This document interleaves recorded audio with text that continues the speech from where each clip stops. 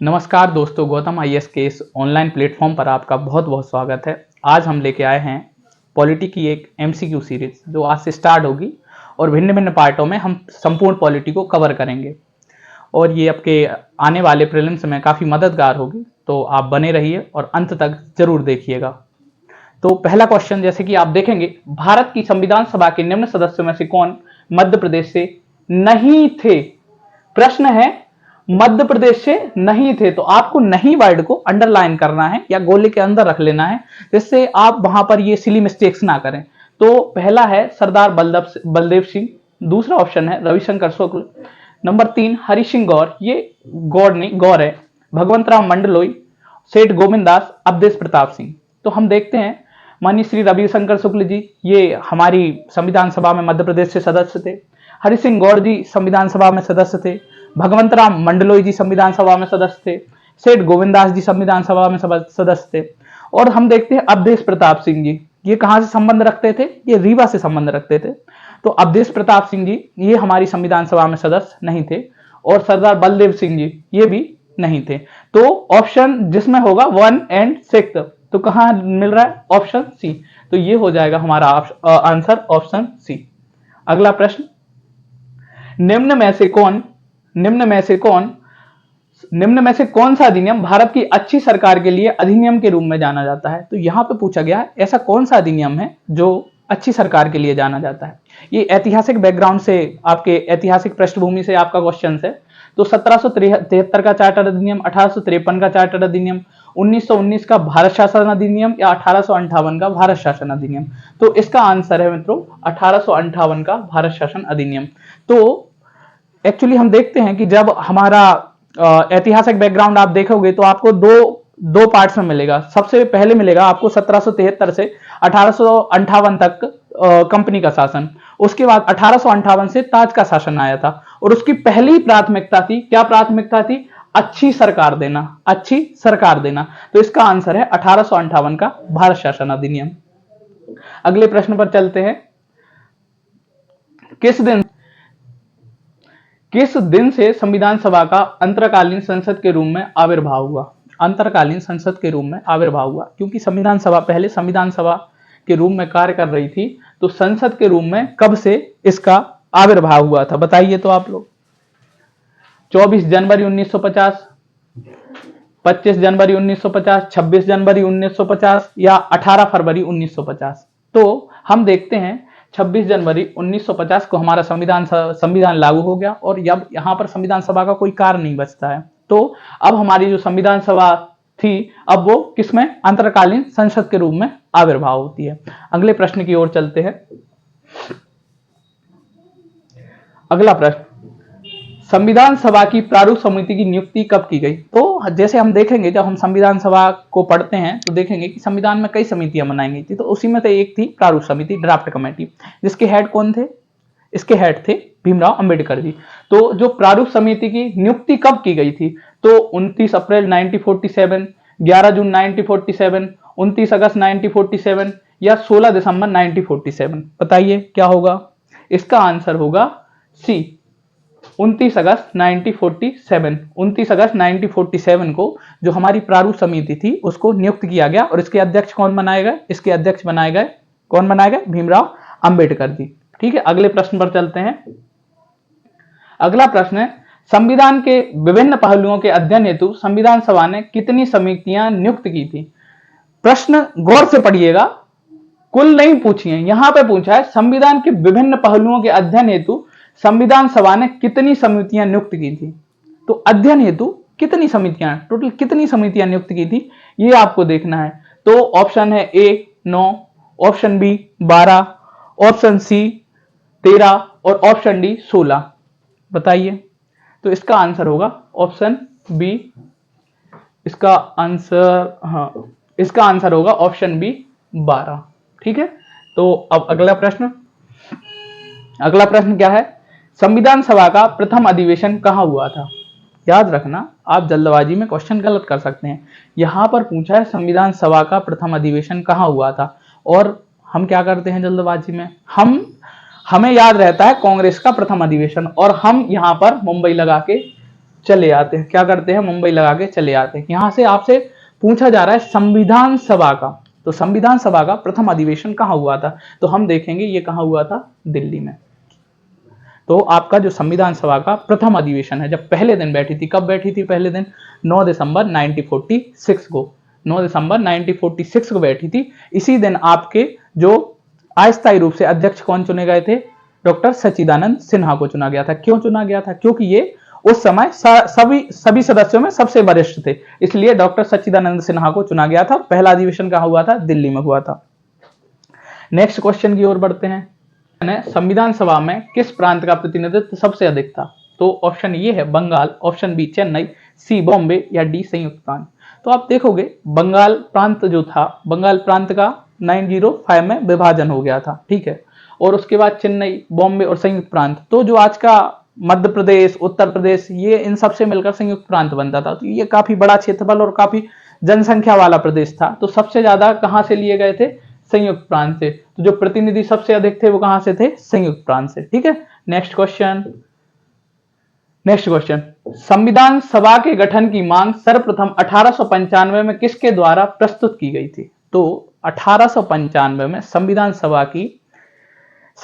सभा के गठन की मांग सर्वप्रथम किसके द्वारा प्रस्तुत की गई थी? तो ऑप्शन देखिए आप, Mahatma Gandhi, B Jawaharlal Nehru, C B R Ambedkar और डी बाल गंगाधर तिलक।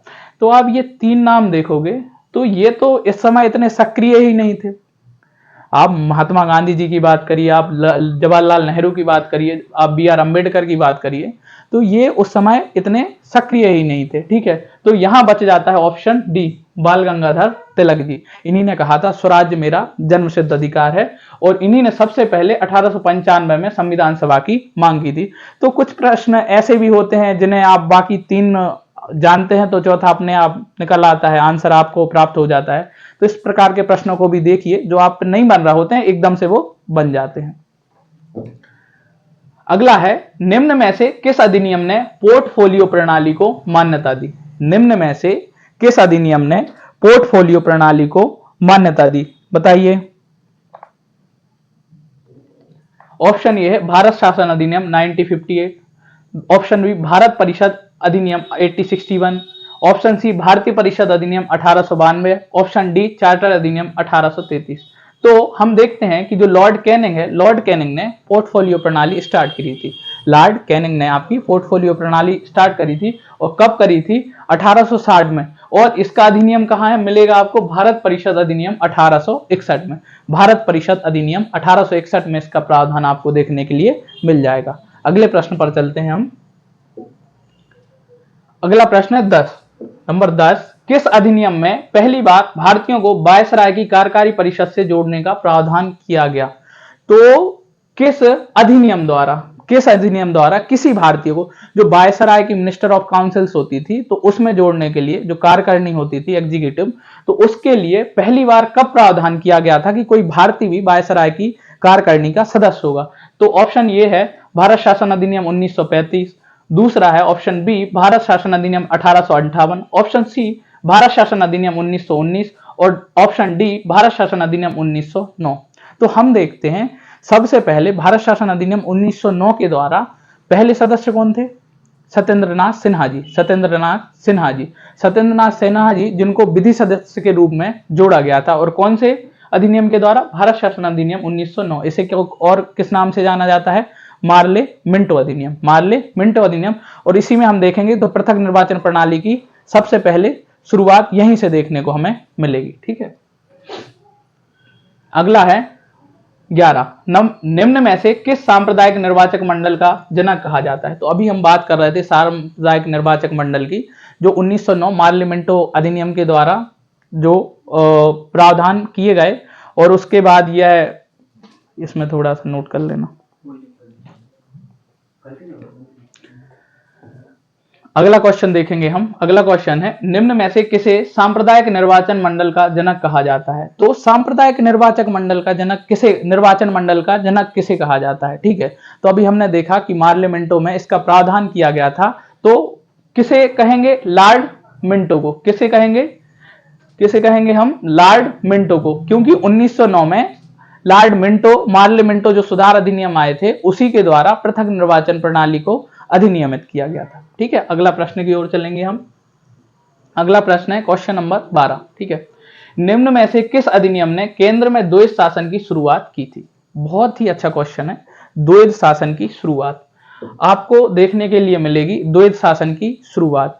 तो ऑप्शन है ए 1935, ऑप्शन बी 1892, ऑप्शन सी 1919 और ऑप्शन डी भारत शासन अधिनियम 1909। तो एक तो है भारत शासन अधिनियम 1935, बी है भारत शासन अधिनियम 1892, सी 19 और डी 9। तो हम देखते हैं 1919 में भारत शासन अधिनियम द्वारा प्रांतों में द्वैध शासन की व्यवस्था थी, आरक्षित विषय और हस्तांतरित विषय। लेकिन 1935 में इस द्वैध शासन व्यवस्था को प्रांतों से हटा दिया और केंद्र में लागू कर दिया गया। तो यहां क्या पूछा है? केंद्र में द्वैध शासन व्यवस्था। कहां पूछा है? केंद्र में द्वैध शासन व्यवस्था। तो हमें याद रखना है केंद्र में पूछ रहे हैं या राज्य में पूछ रहे हैं। ये सिली मिस्टेक्स बहुत भारी पड़ जाती हैं, एक एक नंबर से जिनका सिलेक्शन रुकता है आप उनसे पूछिए। ठीक है, नेक्स्ट क्वेश्चन है 13। राज्य सचिव का नया कार्यकाल किस अधिनियम द्वारा बनाया गया था? तो जो राज्य सचिव है, तो राज्य सचिव क्या होता था? 1858 के बाद जब ताज ने अपना शासन संभाल लिया तो एक राज्य सचिव को नए पद को सृजित किया गया।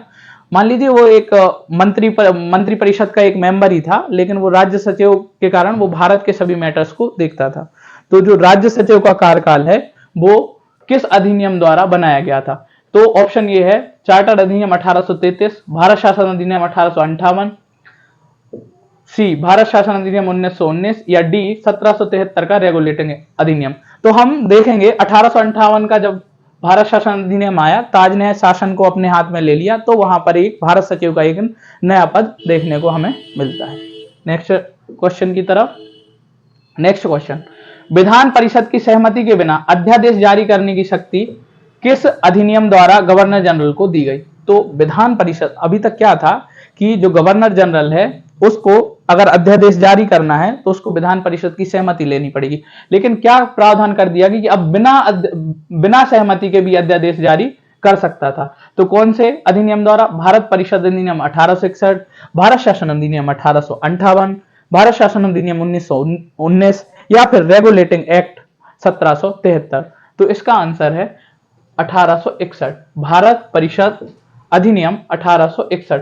तो इस अधिनियम द्वारा वायसराय को, अब वायसराय था या फिर इसको गवर्नर जनरल कह सकते हैं, जो वायसराय था, वायसराय का पद कब सृजित किया गया था? 1858 के भारत शासन अधिनियम द्वारा। और पहले वायसराय कौन थे? Lord Canning. ठीक है, तो जो वायसराय थे उनको बिना सहमति के, किसकी? विधान परिषद के भी अब वो अध्यादेश जारी कर सकते थे। नेक्स्ट क्वेश्चन देखेंगे, निम्न में से किस अधिनियम में संघीय न्यायालय की स्थापना का प्रावधान था? तो अब हम देखेंगे संघीय न्यायालय की स्थापना का प्रावधान। हम देखते हैं 1773। कौन सा? Regulating act. कौन सा एक्ट? Regulating act. ठीक है, रेगुलेटिंग एक्ट से क्या होता है? रेगुलेटिंग एक्ट से क्या होता है कि एक सर्वोच्च न्यायालय की स्थापना की जाती है। कहां की जाती है? कलकत्ता में 1774 में। लेकिन आपसे यहां पर संघीय न्यायालय की स्थापना पूछ रहा है। याद रखिए संघीय न्यायालय की स्थापना का प्रावधान किया गया था कौन से अधिनियम में किया गया था? तो इसका किया गया था भारत शासन अधिनियम 1935 में। और पहला संघीय न्यायालय कब बना था? 1937 में। ठीक, नेक्स्ट क्वेश्चन है नंबर 16। निम्न में से किस अधिनियम द्वारा पहली बार देश में प्रत्यक्ष चुनाव की शुरुआत की गई? प्रत्यक्ष चुनाव की शुरुआत, यहां पर आपको बहुत ध्यान देना है। यहां पर पूछा है प्रत्यक्ष चुनाव की नहीं पूछी है, सिर्फ चुनाव की नहीं पूछी, यहां पर पूछा है आपसे कि प्रत्यक्ष चुनाव की शुरुआत कब की गई थी। तो ऑप्शन ए है भारत शासन अधिनियम 1935, भारत शासन अधिनियम 1892, भारत शासन अधिनियम 1919, भारत शासन अधिनियम 1909। तो चुनाव की शुरुआत तो पहले हो चुकी थी, लेकिन भारत शासन अधिनियम 1919 के द्वारा पहली बार प्रत्यक्ष चुनाव की प्रणाली को क्या किया गया था? लागू किया गया था और इसके लिए शुरुआत की गई थी। ठीक है, नेक्स्ट क्वेश्चन देखिए, भारत संविधान के हिंदी संस्करण का सुलेखन किसके द्वारा किया गया था? तो जो हिंदी भारत का संविधान था, हिंदी और इंग्लिश दोनों लैंग्वेज में लिखा गया। तो जो हिंदी का सुलेखन किया था वो आखिर किसने किया था? ऑप्शन देखिए आप। पहला ऑप्शन है नंदलाल बोस, ऑप्शन बी प्रेम बिहारी नारायण रायजादा। नेक्स्ट क्वेश्चन है व्यवहार राम मनोहर सिन्हा, और ऑप्शन डी है बसंत कृष्ण वैद। बताइए क्या होगा इसका आंसर? इसका आंसर होगा ऑप्शन डी, बसंत कृष्ण वैद। बसंत कृष्ण वैद। तो जो बसंत कृष्ण वैद जी थे, उन्होंने भारतीय संविधान के संस्करण का हिंदी सुलेखन किया था। नेक्स्ट क्वेश्चन है जुलाई अगस्त 1946 में हुए संविधान सभा के चुनावों में कांग्रेस द्वारा प्राप्त सीटों की कुल संख्या। यहां पर कुछ एरर है, यहां जुलाई, यहां होगा जुलाई, ये अगस्त को यहां से आप काट दीजिए। जुलाई 1946 में हुए संविधान सभा के चुनावों में कांग्रेस द्वारा प्राप्त सीटों की कुल संख्या थी। तो कांग्रेस को कुल कितनी सीटें मिली थी? जो किसके लिए? संविधान सभा के लिए इलेक्शंस हुए थे। कब? जुलाई 1946 में। बताइए कितनी सीटें मिली थी टोटल? 208। कितनी मिली थी? 208। तो 208 सीटें कांग्रेस को मिली थी। किसके लिए? संविधान सभा के जो इलेक्शंस हुए थे उनके लिए। ठीक है। नेक्स्ट क्वेश्चन, निम्न में से किसने संविधान सभा को हिंदुओं की संख्या कहा था? ये हिंदुओं की सभा, यहां पर सभा वर्ड ज्यादा उचित होगा। हिंदुओं की सभा कहा था। क्या कहा था? सभा कहा था कि ये कोई संविधान सभा नहीं है, अपितु एक हिंदुओं की सभा है। किसने कहा था? बताइए। Winston Churchill, Granville Austin, Nasruddin Ahmed, Viscount Simon. बताइए किसने कहा था? इसका आंसर है विंस्टन चर्चिल ने। तो जो चर्चिल साहब थे, उनने क्या कहा था कि भारतीय संविधान सभा कोई संविधान सभा नहीं है, अपितु यह हिंदुओं की एक सभा है। ठीक है। Next question 20। भारतीय संविधान का प्रथम प्रारूप तैयार किया गया था। तो जो भारतीय संविधान का प्रथम प्रारूप है वो किसके द्वारा तैयार किया गया था? ड्राफ्ट बनाए थे। तो जो पहला प्रारूप था, पहली ड्राफ्टिंग थी, वो किसके द्वारा तैयार की गई थी? तो ऑप्शन ए है B R Ambedkar, option B है K M Munshi, option C है बी एन राव, या ऑप्शन डी है एस एन मुखर्जी। बताइए आप लोग क्या हो सकता है इसका आंसर? बताइए। तो इसका आंसर है option D, S N Mukherjee. क्या है? S N Mukherjee. तो एस एन मुखर्जी साहब ने हमारे संविधान का प्रथम प्रारूप तैयार किया था। Next question 21। निम्न में से कौन मौलिक अधिकार उप समिति के प्रमुख थे? तो कई समितियां बनाई गई थी और कई समितियों की उप समिति भी बनाई गई थी। तो एक थी मौलिक अधिकार। तो मौलिक अधिकार की जो उप समिति थी, तो उसके उप समिति के जो अध्यक्ष थे या प्रमुख थे वो कौन थे? तो हम देखते हैं B R Ambedkar. B R Ambedkar कौन सी समिति के थे? बताइए। बी आर अम्बेडकर कौन सी समिति थे? ड्राफ्टिंग कमेटी के। ठीक है। जे बी कृपलानी, सरदार वल्लभ भाई पटेल, ये राज्यों से संबंधित समिति। एस सी मुखर्जी, ठीक है, जो कि उपाध्यक्ष थे, और जे बी कृपलानी। तो हम देखते हैं कि जो जे बी कृपलानी साहब थे वो मौलिक अधिकार की उप समिति के प्रधान या अध्यक्ष थे। नेक्स्ट क्वेश्चन है भारत का राष्ट्रीय प्रतीक कब अपनाएगा? भारत का राष्ट्रीय प्रतीक है क्या? सारनाथ के अशोक स्तंभ से लिया गया, 4 सिंहों वाली मूर्ति से बना है। ठीक है। तो इसको कब रिकॉग्नाइज किया गया था, कब अपनाया गया था? बताइए। 22 जुलाई 1947 को, 26 जनवरी 1950 को, 24 जून 1950 को, या 15 अगस्त 1947 को। तो इनमें से कुछ डेटें आप देख पा रहे होंगे। जैसे 15 अगस्त 1947, इस दिन क्या हुआ था? इस दिन हम क्या हुए थे? आजाद हुए थे। 22 जुलाई 1947 दिन क्या हुआ था? हमने अपने तिरंगे झंडे को क्या किया था? अपनाया था। 26 जनवरी 1950 इस दिन क्या हुआ था? इस दिन हमारा संविधान पूर्णतः लागू हुआ था। और 24 जून 1950, ये थोड़ा सा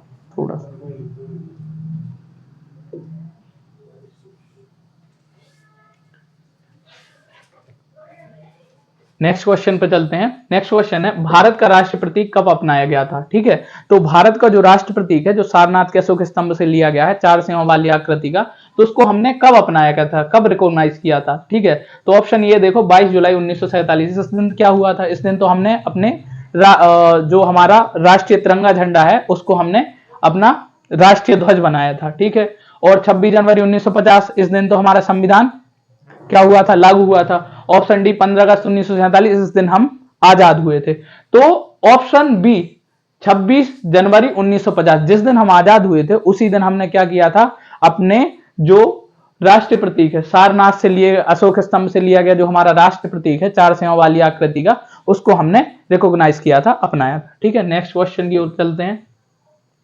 डोमिनियन विधायिका के रूप में संविधान सभा की पहली बैठक कब हुई? तो यहां पे पूछा है डोमिनियन विधायिका के रूप में, ना कि संविधान सभा में। ठीक है, ये पूछा है आपसे विधायिका के रूप में। तो जो संविधान सभा है तो उसकी डोमिनियन विधायिका मतलब विधायिका के रूप में वह पहली बार कब बैठी, वह पहली बार कब बैठी? ठीक है, तो 17 अप्रैल 1952, 9 दिसंबर 1946, 3 जून 1947 और 17 नवंबर 1947। तो हम देखते हैं ऑप्शन डी, 17 नवंबर 1947 के दिन हमारी जो संविधान सभा है वो डोमिनियन विधायिका के रूप में उसकी पहली बैठक हुई। हम देखते हैं जब संविधान सभा की बैठक एज अ संविधान सभा होती थी तब इसकी अध्यक्षता करते थे माननीय राजेंद्र प्रसाद जी, और जब इसकी विधायिका के रूप में होती थी बैठक तब इसकी अध्यक्षता कौन करते थे? जीबी मावलंकर साहब। ठीक है, नेक्स्ट क्वेश्चन 24 देखो, भारत की संविधान सभा के सबसे उम्रदराज सदस्य कौन थे? ये मैंने शुरू में भी आपको बताया था कि अगर इसी में चर्चा हुई थी कि उम्रदराज सदस्य, तो महात्मा गांधी जी कट कर दीजिए। ठीक है, मोतीलाल नेहरू जी, सच्चिदानंद सिन्हा जी और जेएल नेहरू जी। ठीक है, तो जो हमारे अस्थायी अध्यक्ष थे 9 दिसंबर 1946 को जिनको अस्थायी अध्यक्ष बनाया गया था माननीय सच्चिदानंद सिन्हा को, वही हमारी संविधान सभा के सबसे उम्रदराज सदस्य थे। ठीक है, आज का अंतिम क्वेश्चन देखते हैं हम। अंतिम क्वेश्चन, भारतीय स्वतंत्रता अधिनियम 1947 के बाद संविधान सभा की कुल सदस्य संख्या कितनी थी?